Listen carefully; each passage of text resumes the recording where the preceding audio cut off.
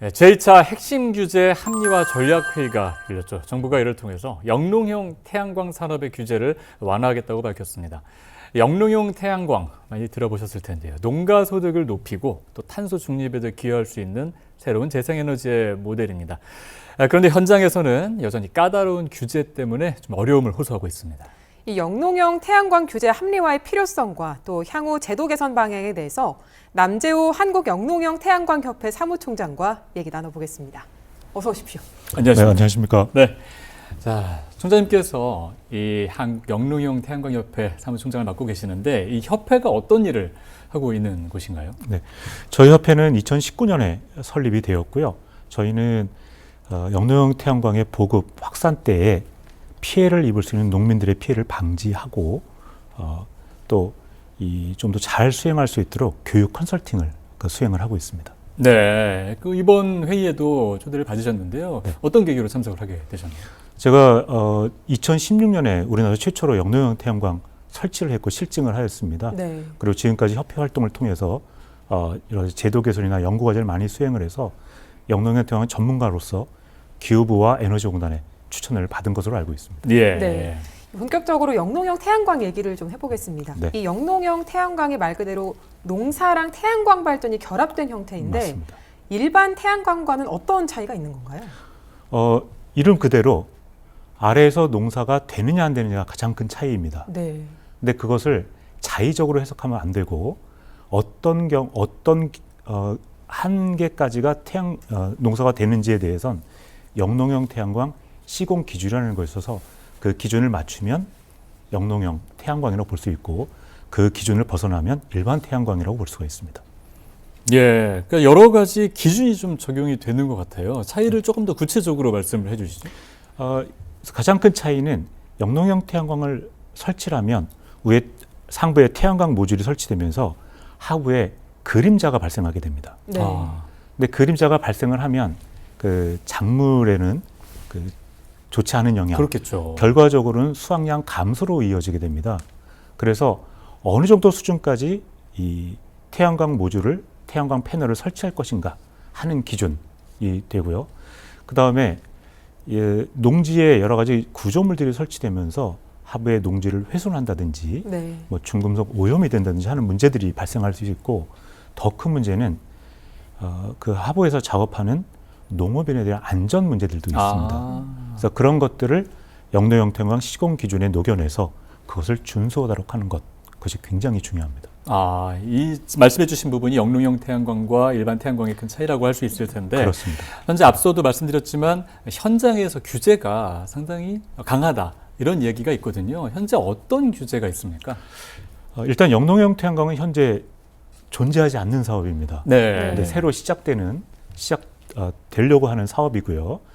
그래서 규제라기보다는 기존에 없는 제도를 영농형 태양광에 맞도록 변경하는 것이 맞다고 봅니다. 그렇군요. 네. 규제를 철폐하는 것이 아니라. 예. 그래서 가장 대표적인 것이 현재는 태양광 발전소를 설치할 때 그 부지를 잡종지로 바꿔서 설치를 합니다. 네. 네. 농지에 설치할 때도 잡종지로 바꿔 설치를 하거든요. 예. 그러면 그것은 더 이상 농지가 아니죠. 그렇죠. 우리가 영농형 태양광을 하려는 가장 큰 목적이 물론 재생에너지의 확산도 있지만 농업의 지속성 확보, 특히 농가 소득 증대로 해서 지속성 확보를 하는 것이 목적인데 그것을 설치하는 농지를 잡종지로 바꿔버리면 그 본질이 이게 흐려지지 않습니까? 네. 네. 그래서 농지를 잡종지로 바꾸지 않고 일시 사용 허가 제도를 해서 일정 기간 사용한 다음에 다시 원상복구하는 그 제도가 제일 중요한 제도입니다. 네, 보니까 지금 말씀해 주신 게 농지법 규제가 지금 있는 상황인 건데 말씀해 주신 이런 규제들 때문에 농민이라든지 일반 사업자들도 큰 어려움을 겪고 있는 것 같은데 어떻습니까? 네, 그렇습니다. 일단 제일 큰 것이 농지를 잡종지로 바꿔야 하는 부분. 네. 이걸 뭐 가장 대표적으로 농지가 훼손되는 것이고요. 두 번째는 현재 농지의 타용도 일사용허가 기간이 8년밖에 안 됩니다. 최장. 8년이요. 네. 예. 그런데 영농형 태양광의 수명은 보통 20년 이상을 잡거든요. 네. 네. 그리고 20년 이상이 되어야 수익을 낼 수가 있습니다. 근데 8년만 설치하고 태양광 발전소를 철거한다면 그는 투자비도 건질 수가 없는 그런 설치 상황입니다. 비용도 들고 또 철거 비용도 들 게 있어요. 그렇습니다. 예. 네. 그래서 그걸 23년 이상으로 연장을 해서 수익 창출을 하도록 하는 것, 이것이 가장 핵심 내용이 되겠습니다. 네. 그날 회의에서 총장님께서 여러 가지 어떤 의견을 발언을 하셨는데요. 일단 그 영상을 한번 보고 제가 계속해서 이야기를 이어가도록 하겠습니다. 영농형 태양광은 농업과 재생에너지 생산을 병행하는 대표적인 융합 모델입니다. 농가 소득 증대를 통해서 농업 지속성을 확보하면서 동시에 재생에너지의 수용성을 높일 수 있는 사업인데, 농지의 타용도 일시 사용 허가를 현재 최장 8년에서 23년으로 연장하는 것입니다. 이를 통해서 영농형 태양광 수익을 확보할 수 있는데, 이는 입법을 통해서 현재 가능합니다. 가장 선행되어야 되는 제도입니다. 이 영농형 태양광이 단순하게 재생에너지 확대만이 아니라 농민 소득을 늘리고 또 지역의 활력을 부여해주는 그런 모범적인 사례가 될 수 있도록 정책적인 지원을 부탁드립니다. 네, 지금 저희가 함께 보셨던 것처럼 이곳에서 일시 사용 기간을 좀 연장해야 된다, 이런 제안을 해주셨고요. 이 외에도 현장에서 들리는 그런 의견들이 많이 있었을 것 같거든요. 그 부분을 제안해 주셨죠? 네네. 어떤 것들 있었습니까? 네, 두 가지를 더 추가로 제안을 해드렸는데요. 그 첫 번째는 농업진흥구역으로 확대하는 것입니다. 네. 그런데 무조건 농업진흥구역으로 확대를 하면 안 되고, 농업진흥구역은 우리나라에서 그 농업에 굉장히 필요한 농지를 지정해 놓은 곳이기 때문에 그걸 유지하되, 영농형 태양광이 아래서 농사가 지속이 되고 농지를 훼손되지 않는 그 범위 내에서 농업진흥구역도 확대를 하자라는 것을 말씀을 드렸고요. 그 다음에 이제 말씀드리는 것은 농업인이 주체가 되는 농업법인입니다. 예. 작년 4월 달에 농식품부에서 발표한 안에 따르면 자격농에 한해서 영농형 태양광을 설치할 수 있도록 그렇게 제안을 하셨는데, 그렇게 했을 때는 사업자가 굉장히 제한되는 문제가 발생을 하고, 특히 이 대규모로 설치할 때는 문제가 있을 수 있습니다. 네. 그래서 농업법인에 허용을 하되, 그것도 역시 농업인이 주체가 돼서 설치하도록 해서 그런 부작용이나 악용의 가능성을 없애자는 것이 저의 제안이었습니다. 네. 네, 타용도 허가 기간 연장이랑 농업진흥구역 또 농업법인의 확대에 대한 이야기를 좀 해주셨는데, 맞습니다. 그렇게 제안해주신 내용에 대해서 정부의 답변은 어땠습니까? 네, 그날 제가 제안을 한 거에 대해서 대통령과 그 다음에 농식품부 장관, 기후부 장관 모두 긍정적으로 받아들여서 사업을 시행하자고 말씀을 하셨고요.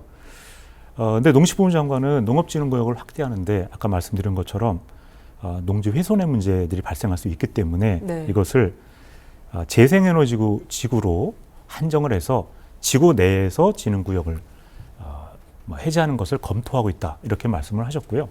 그다음에 이제 대통령께서는 좀 더 깊은 내용을 여러 가지를 말씀하셨습니다. 네. 그래서 임찬원 문제부터 시작해서 만약 영농을 안 했을 시에 어떤 대책이 있냐, 이런 것들을 질문을 하셨습니다. 거기에 대해서 또 여러 가지 답변을 하셨고요. 그런 내용들은 그래서 제가 그 내용들을 보면서 세 분 모두 많은 검토를 하시고 공부를 하고 계시는구나 하는 걸 느꼈습니다. 네. 그날 회의에서 이 영농형 태양광이 농지를 가린다라는 그런 보도가 있었다, 이런 부분을 이재명 대통령이 언급을 했는데, 사실 그 보도 때문에 많은 분들이 사실 진짜 농지 위에다가 태양광을 설치하면 다 가리는 거 아니야라고 생각하시는 분들이 있거든요. 그래서 저희 뒤에 그림을 준비했지만 보니까 그렇지 않습니다. 이게 위에 설치가 돼 있지만 아래가 다 지금 자라고 있거든요. 이 부분은 어떻게 이해할 수 있을까요? 지금 이것을 세계에서 제일 많이 설치한 국가는 일본입니다. 네. 근데 일본은 아시다시피 우리나라와 기후 환경도 비슷하고, 물론 이제 동경 부근이긴 하지만, 그다음에 재배하는 작물도 한국과 유사합니다. 그렇죠. 그래서 일본이 된다면 한국도 될 가능성이 굉장히 높다라고 예. 생각이 되고요. 상부에 태양광 패널을 설치하기 때문에 하부에 그늘이 발생합니다. 네. 그로 인해서 작물의 수확량이 감소하는 건 맞습니다. 네. 그래서 일본뿐만 아니라 독일, 프랑스, 이탈리아 같은 나라는 그 시공 기준을 만들어서 적절한 비율로 태양광 패널을 설치하도록 그렇게 지침을 만들어 놓은 게 있고요. 예. 우리나라도 영농형 태양광 시공 기준에 모듈 패널의 면적 비율, 설치 면적 비율을 30% 미만으로 이렇게 기준이 되어 있고 예. 그렇게 설치했을 때 작물의 수확량은 80% 이상 대부분의 작물이 그렇게 나오는 것으로 선행 연구 실증 결과가 나와 있습니다. 그렇군요. 이 사무총장님께서 제안해 주신 내용들을 정부가 좀 긍정적으로 검토를 하겠다 이렇게 이야기를 했기 때문에 상당 부분 규제가 완화될 가능성이 지금 커진 것 같은데 말씀해 주신 내용 외에도 또 추가로 규제 개선이 필요한 분야 어떤 게 있을까요? 이제 좀 이건 사실은 세부 사항인데요. 네. 아까 제가 세 가지 말씀드렸던 것은 어떻게 보면 입법 사항이고요. 예.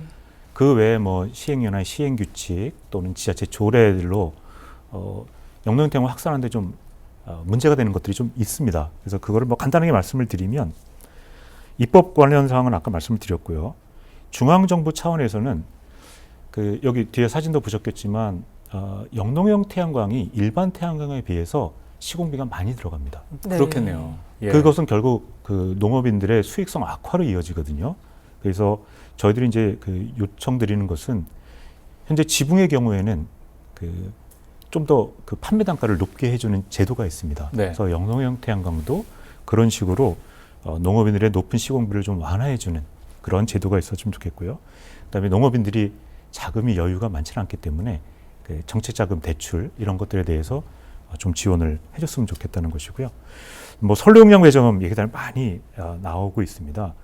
그리고 또 이제 제가 기회 있을 때마다 계속 강조하는 것은 우리가 영농형 태양광을 통해서 우리가 농업의 지속성을 확보하는 것이 목적인데 네. 단순히 농가 소득만 늘려서 되는 것이 아니라 새로운 농업 인구의 유입이 있어야 됩니다. 네. 그런 면에서 청년농 그리고 저희 창업농이라고 그러는데 그분들이 더 많이 만들어져서 농업으로 들어와야 되거든요. 그런 면에서 영농형 태양광은 아직 농사 기술도 부족하고 판로 채널도 별로 없는 그분들을 위한 정착할 기간까지의 그런 안전판 역할도 해줄 수 있겠다. 그래서 그런 정책도 필요하다는 것이고요. 네, 마지막으로 이제 지자체 이격거리 제한을 말씀을 드리면 각 지자체별로 뭐 도로로부터 200m, 마을로부터 뭐 300m 이런 이격거리 제한이라는 게 있습니다. 네. 그날도 이제 대통령께서 그 말씀을 하셨는데, 근데 이게 입법으로 일괄 풀기에는 좀 어려운 면이 있습니다. 왜냐하면 지자체 조례이기 때문에요. 예. 네. 그래서 저희 협회가 지난 9월 30날 횡성군하고 그 같이 업무 협약을 체결을 했습니다. 그래서 횡성군 지역농협 4개소 에너지공단 저희하고 같이 하면서 핵심 내용은 횡성군에서 지역 농업인이 횡성군민이 하게 되잖아요. 그럼 홍보, 그걸 덧붙여서 이러한 그 조례 정비를 맡기로 그렇게 하셨습니다. 그래서 예. 그날도 대통령께서 말씀하셨던 것처럼 이격거리 제한이 만들어진 본질은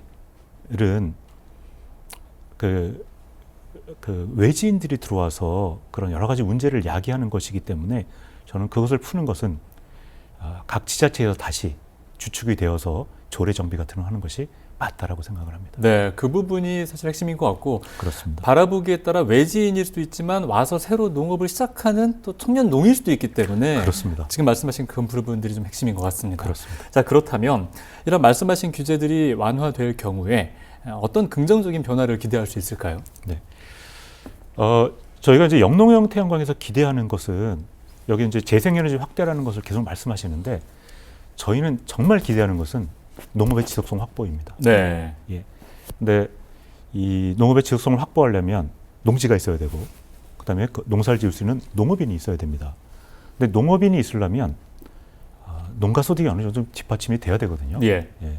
그래서 이런 영농형 태양광을 통해서 그런 농가 소득을 증대시켜 준다면 농업 인구의 유입이 훨씬 더 늘어날 것이라고 생각을 하고요. 뭐 재생에너지 확대는 영농형 태양광이 확산이 된다면 당연히 같이 이루어질 것이라고 기대하고 있습니다. 네. 지금 말씀하신 것처럼 중요한 건 농업의 지속성이지 그렇습니다. 않습니까? 맞습니다. 그래서 이날 회의에서도 이재명 대통령이 이 부분에 대한 질문을 많이 했는데요. 네. 아무래도 지역에 들어와서 농업은 하지 않고 태양광으로 돈만 버는 사람들이 있으면 어떻겠냐, 어떠냐라는 그런 우려였습니다. 영상으로 한번 그 장면을 보고 계속 이야기 나누겠습니다.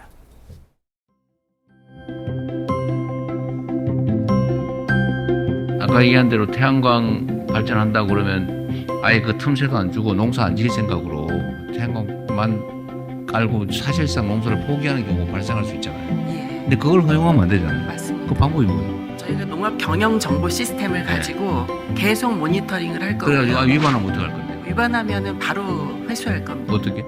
철거할 거예요? 철거도 지금 철거한다는 얘기잖아요. 철거는 아니고요. 어떻게 할 건데? 그 영농형 태양광을 우리 허용을 하면 농사 짓지 말고 싹 바꿔서 해야지 이 생각하는 사람이 있어요. 그런 건 애초부터 꿈도 못 꾸게 예, 그런 마음 못 먹게 하는 제도를 강구하셔야 돼요. 네, 근데 알겠습니다. 그 중에 하나가 뭐냐면요. 네, 농사를 안 지면 과징금을 부과하는 거예요.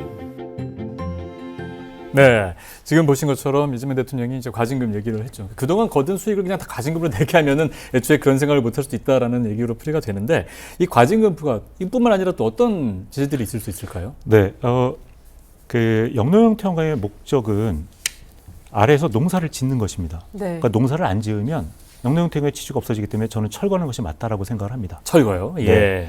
그 일본 같은 경우에도 그렇게 제도를 만들고 있고요. 그런데 저희는 바로 철거하는 것은 문제가 있다고 봅니다. 그래서 맨 처음에 1인당 영농형 태양광의 규모를 제한할 필요가 있습니다. 네. 너무 많이 하면 이것의 목적이 이걸 하는 사람을 부자를 만들어주는 것이 아니라 예. 농업의 지속성을 확보할 수 있도록 인센티브를 주는 개념으로 접근을 해야 되거든요. 예. 그래서 적절한 규모를 제한을 해야 되는 것이고요. 그리고 처음에 사업을 인허가할 때 교육을 해야 됩니다. 그래서 만약 이것을 준수하지 않으면 철거를 한다라는 것을 반드시 교육을 시켜줘야 되고요. 그 다음에는 저희는 이제 3단계로 이거를 해야 된다고 합니다. 생각을 합니다. 첫 번째는 위반했다고 해서 농사를 안 짓는다고 해서 바로 철거하는 것은 안 되고요. 처음에 교육을 해야 됩니다. 예. 농업 지도를 해야 되는 것이죠.